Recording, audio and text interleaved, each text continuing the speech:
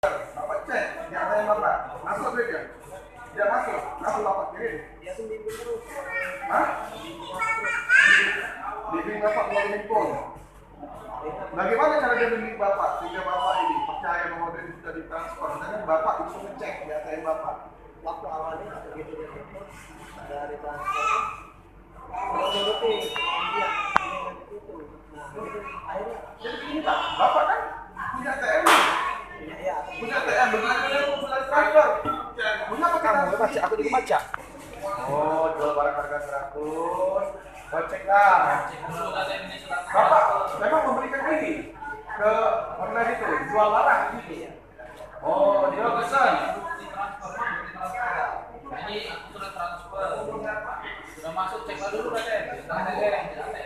Oh, Sudah masuk ke kode itu. begitu itu Bapak jadi bukan barang Bapak ini. Bapak itu tertipu karena duit itu, ya.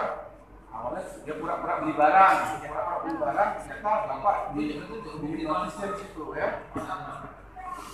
Cek dulu kan? Aku transfer. Nah bapak ini Begini ya, ini coba bicara buat kan di bayar, di scan-nya bayar. dia memang ngebek. Dia bukan maksud itu di scan-nya anu asli, cuman diketiknya ulang lah. Kan masuk bisa gitu dalam cara kalau 300. Bapak sudah ini blokir belum? Sudah ke bank. Tapi bang sudah upaya blokir belum? Iya, Sudah. Cepat saja buat laporan.